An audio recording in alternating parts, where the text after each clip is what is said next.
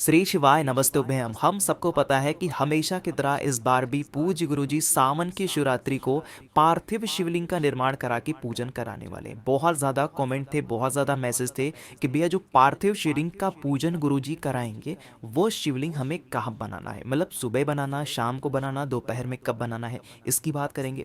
दूसरा आपको ये भी बता दूं कि पिछले साल की जो कथा हुई थी उसमें गुरुजी ने पार्थिव शिवलिंग के निर्माण में कुछ चीज़ों को मिट्टी के अंदर मिलाने की भी बात कही थी। उसकी बात इस वीडियो में करेंगे और कौन सी बातों का ध्यान स्त्रियों को देना है इसकी बात वीडियो में करेंगे, ठीक है ना। पूरा देखिएगा जिससे आप अच्छे तरीके से पार्थिव शिवलिंग का निर्माण करके और अपनी जो भी मनोकामना है वो महादेव से पूरी करा सकते हैं, ठीक है ना।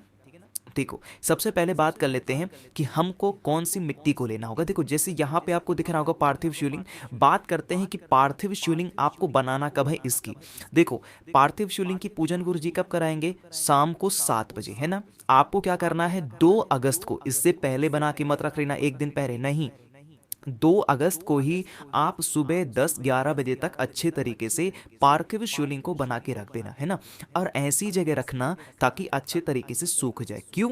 क्योंकि जब शाम को आप 7 बजे पूजन करोगे, जल चढ़ाओगे, दही चढ़ाओगे, दूध चढ़ाओगे, तो क्या होगा, अगर पार्थिव शिवलिंग गीला होगा तो तुरंत टूट जाएगा। मानते हो आप बिना? इसीलिए सुबह के टाइम पे बनाना, जिससे जो पार्थिव शिवलिंग का निर्माण आपने कर रखा है वो अच्छे तरीके से क्या हो जाए, सूख जाए, और कुछ भी आप चढ़ाएं तो शिवलिंग टूटने ना पाए, है ना। बात करते हैं कि भैया जो शिवलिंग हम बना रहे हैं क्या उसमें सर्प बनाना ज़रूरी है, यानी कि सांप बनाना ज़रूरी है? तो इसका जवाब है हाँ, और इसका जवाब है ना। मतलब अगर आप सर्प बना सकते हो तो बहुत अच्छी बात है, सर्प नहीं बना सकते हो कोई दिक्कत नहीं, ठीक है ना। लेकिन आपको पार्थिव शिवलिंग का निर्माण शाम को 7 बजे पूजन होगी, उससे पहले 12 बजे से पहले पार्थिव शिवलिंग का निर्माण करके अच्छे तरीके से सुखा लेना, है ना।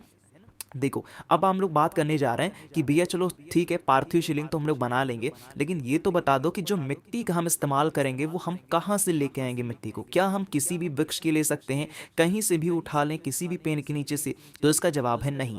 आपको क्या करना है, आपके घर में अगर शमी का पौधा लगा हुआ हो, ठीक है ना, शमी का पेड़ लगा हो तो उसके गमले से या फिर नीचे की मिट्टी से, शमी पेड़ की मिट्टी से ले सकते हो। और या तो अगर बेल का पेड़ आपके घर में है तब तो वहाँ की मिट्टी ले ही सकते हो, ठीक है ना। क्या करेंगे, या तो बेल पेड़ की मिट्टी या फिर शमी पेड़ की मिट्टी से आप पार्थिव शिवलिंग का निर्माण करोगे, है ना। अब देखो, इतनी चीज़ें समझ में आ गई आपको कि निर्माण कब करना है, कौन सी मिट्टी का करना है। बात दूसरी करते हैं कि जो मिट्टी का इस्तेमाल आपने किया है, किसी भी वृक्ष की मिट्टी को जो भी आपने मिट्टी का इस्तेमाल किया है, इस मिट्टी के अंदर आपको क्या करना है, थोड़ा सा काली मिर्च लेंगे, ठीक है ना, ज़्यादा नहीं, 2 से 4 दाने काली मिर्च के लेना। इसको अच्छे तरीके से पीस करके इसका पाउडर बनाना, है ना, पाउडर बनाना। और पाउडर बनाने के बाद में आपको उसी मिट्टी के अंदर उस काली मिर्च को अच्छे तरीके से डाल देना है। अच्छे तरीके से क्या करेंगे, आपको मिक्स कर देना है, ठीक है। जिससे काली मिर्च की जब पाउडर आप मिक्स करोगे मिट्टी के अंदर, तो एक तो पार्थिव शिवलिंग बहुत ही मजबूती से बनेंगे और साथ ही साथ आपकी मनोकामना भी बहुत जल्दी पूरी होती है काली मिर्च को मिलाने से, ठीक है ना। इतनी चीज़ें समझ में आ गई आपको। चलो, अब बात करते हैं जो सबसे ज़रूरी चीज़ें हैं कि आपको कौन सा पानी लेना होगा। जैसे मिट्टी कैसे करोगे, थोड़ा सा पानी डाल के तो पार्थिव शिवलिंग का निर्माण करोगे। क्या करिएगा, आपको एक दिन पहले, मतलब इसीलिए वीडियो देखो 4-5 दिन पहले बना रहा हूँ। पार्थिव शिवलिंग का निर्माण कब करना है, 2 तारीख को। अरे करना है कि नहीं करना, करना है ना 2 तारीख को। आपको क्या करना है, इस मिट्टी के सॉरी, एक छोटी सी कटोरी लेना, ठीक है ना। 1 तारीख को छोटी सी कटोरी ना, शाम के टाइम पे, और उसके अंदर आपको जल भरना, ठीक है ना, जल भरना, और थोड़ा सा इसके अंदर गंगा जल डाल देना। और गंगा जल डालने के बाद में इसी जल के अंदर मात्र 2 दाने चावल के आपको डाल देने, है ना।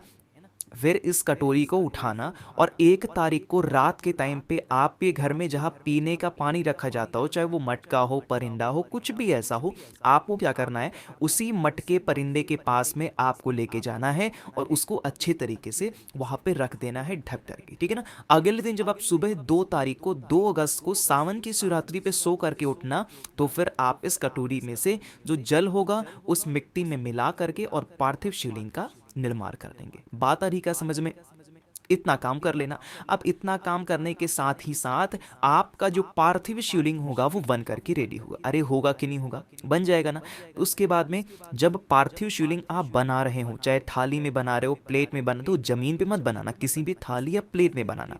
बनाने के साथ में एक बेलपत्र लेना, बहुत ही प्यारी सी सुंदर सी, और बेलपत्र को पहले थाली में रख देना और उसी बेलपत्र के ऊपर पार्थिव शिवलिंग का निर्माण करना है ना। जो पार्थिव शिवलिंग का निर्माण करोगे उसमें महादेव का पूरा परिवार विराजमान होना चाहिए, मतलब कि उस पार्थिव शिवलिंग में माता अशोक सुंदरी का स्थान भी दिखना चाहिए, भगवान गणेश का भी स्थान दिखना चाहिए, भगवान कार्तिकेय का भी, जो जलाधारी होती है हस्तकमल वो भी, और महादेव का तो शिवलिंग होना ही होना चाहिए। इस प्रकार से आपको पूर्ण विधि से महादेव के शिवलिंग का निर्माण पार्थिव शिवलिंग का करना है। वो भी मिट्टी से। मिट्टी कौन सी लेनी है ये भी मैंने बता दिया, उसके अंदर काली मिर्च क्यों डालनी है ये भी बात मैंने आप सभी को बता दी है, ठीक है ना। सारी चीजें आपको समझ में आ गई हैं। जब पार्थिव शिवलिंग का निर्माण आपके घर में हो जाए, है ना, आपने बना दिया बेलपत्र के ऊपर, उसके बाद में आपके घर में थोड़ा सा होगा जरूर, क्या होगा, पीला चंदन होगा। पीले चंदन से अच्छे से त्रिपुंड बना दें। देखो जैसे इस पार्थिव शिवलिंग पर त्रिपुंड बना हुआ है, आपको भी पीले चंदन से त्रिपुंड बनाना। आप चाहो तो पीले चंदन से त्रिपुंड बना सकते हो, आपके पास में कलर वगैरह हो तो आप चाहो तो पेंट भी कर सकते हो, आपको और सुंदर बनाने के लिए मैं बता रहा हूँ, ठीक है ना। बाकी कोई पेंट की जरूरत नहीं है, महादेव तो अपने आप में वैसे अच्छे हैं, बट आपको त्रिपुंड तो बनाना ही बनाना है ना। इतनी चीज समझ में आ गई। अब हम लोग बात करने जा रहे हैं कुछ और चीजों की। देखो कल मैंने आपको पूजन सामग्री बताई थी। जब पूजन कराते हैं गुरुजी ने, ये चीज मैं सिर्फ आपको बता रहा हूँ, कोई भी नहीं बताएगा पूरे यूट्यूब पे आपको। जब पूज्य गुरुजी पूजन कराते हैं, 7 बजे से पूजन स्टार्ट होगी, तो वो ये नहीं देखते कि हमारे साथ साथ लाखों करोड़ों लोग पूजन को कर रहे हैं। ये चीज शायद चुभ जाए लोगों को, क्योंकि वहां पे बहुत ही तेजी से काम होता है, ये चढ़ाओ वो चढ़ाओ वो चढ़ाओ। तो उसमें क्या होता है, जो ऑडियंस बैठ कर के कथा सुनती है और अपने घर पे पूजन करती है ना, जो भी लोग करते हैं वो उसमें कंफ्यूज होते हैं, क्या बोल रहे हैं, आप क्या चढ़ाएं, आप क्या चढ़ाएं। इसके लिए आपको बहुत सुविधा के लिए मैं आपको चीज़ बता रहा हूँ, जितनी भी पूजन सामग्री मैंने बताई थी आपको ऐसे दोने में लेना है, सभी चीज़ को अलग अलग दोने में रखना, आपको बहुत आसानी होगी। आप इस काम को करके देखेंगे ना, आप मुझे आके थैंक यू ज़रूर बोलोगे कि भैया आपने सही बताया, सा हमारा आसानी से हो गया। दोना छोटा छोटा लेना और उसके अंदर जो भी गेहूं के दाने, जो भी चावल बताया गुरुजी ने, सब कुछ इसमें डाल देना है ना। एक चीज गुरुजी अपनी किसी भी पूजन में नहीं बताते हैं, वो सिर्फ मैं बताता हूं, और वो होता है नारियल, ठीक है ना। गुरुजी ने कभी नारियल की बात की ही नहीं जब भी पूजन सामग्री बताई, लेकिन खुद इस्तेमाल कर लेते हैं नारियल, और हम लोग को इस्तेमाल नहीं करने देते। इसीलिए हम लोगों को भी नारियल लेना है, और नारियल जूट वाला नारियल लेना, जो होता नहीं है घर में, मतलब मार्केट में मिलता है ऐसे पानी वाला नारियल, वही वाला नारियल आपको लेना होगा, ठीक है ना। उस नारियल को लेने के बाद में आपको उसको चढ़ाना होगा अपनी मनोकामना करके, और उसको कहीं पे भी ले जा करके रख देना नारियल को, वो तो बाद में गुरुजी बताएंगे ही। साथ ही साथ गुरुजी ने क्या कहा था पता है आपको, अभी जब पूजन सामग्री बता रहे थे कि कोई पुष्प ले लेना, आप, मैं आपको बताऊं, आप पुष्प जितना गुरुजी ने बताया ना उससे कहीं ज़्यादा लेना। क्यों? जब पूजन होती है ना तो पता है क्या बोलते हैं, यहाँ पे फूल चढ़ाइए, वहाँ पे फूल चढ़ाइए, यहाँ पे रखिए फूल, एक फूल ले लीजिए, एक पुष्प ले लीजिए। तो उसमें क्या होता है, हम लोग तो भाई चलो गिन करके 7 फूल ले लेते हैं, अब वो तो ढेर सारा लेके बैठे रहते हैं, यहाँ चढ़ाओ, अब हम लोग पास कमी पड़ जाती है। इसीलिए मैं आपसे कहता हूँ फूल जो भी लेना ज़्यादा मात्रा में लेके बैठना, कि जब भी वहाँ से कहें कि फूल ले लो, अक्षत ले लो, उन सभी चीज़ों को चढ़ाना। और जितनी जितनी चीज़ें पूज्य गुरुजी ने बताई हैं उन सबों को तो आप, ये जो मैंने आपको बताया ना दोना, इसमें तो रखना ही रखना गिन करके, बाकी अलग से अपनी थाली में थोड़ा थोड़ा और रख लेना। क्योंकि बोलते ना थोड़ा सा अक्षत ले लो, थोड़ा सा चावल ले लो, तो भाई हमने तो 108 चावल के दाने गिन करके रखे हैं, अब उसमें से ले लेंगे तब ये कम पड़ जाएगा। इसीलिए मैं आपसे कहता हूँ कि आप अलग से भी रखना, ताकि जब वो कहें चढ़ाओ तो हम अलग वाले में से चढ़ा दिया करेंगे। समझ रहे हो ना। तो इतनी सारी चीज़ों को आप करना। और हाँ, तीसरी चीज़ आपको एक और बता दूं कि जब आप पूजन करना ना पार्थिव शिवलिंग की, तो लास्ट में पूरे परिवार लोग एक साथ हाथ लगा करके एक बेलपत्र महादेव की शिवलिंग के ऊपर चढ़ा देना, ठीक है ना, लास्ट में। और चढ़ाने के बाद में उस बेलपत्र को उठा के अपने घर में जहाँ रुपए पैसे रखते हो ना, सोना चांदी, उस स्थान पे आप उस बेलपत्र को रखना 11 दिन होता, ठीक है ना। जब 11 दिन कंप्लीट हो जाए फिर उस बेलपत्र को उठाना और महादेव की शिवलिंग के ऊपर ले जा करके समर्पित कर देना, है ना। देखो जितनी चीज़ें मुझे पता थी, मुझे जानकारी थी, पिछले साल लगभग 2 सालों से मैं भी पूजन करता चला आया हूँ, गुरुजी के सानिध्य में। तो इसीलिए मुझे अपनी तरफ से, मैं आपको अपना भाई बहन मानता हूँ, तो बहुत ढंग से हर तरीके से मैंने बता दिया कि हाँ कैसे लेना, ज़्यादा लेना, कम लेना, कहाँ रखना।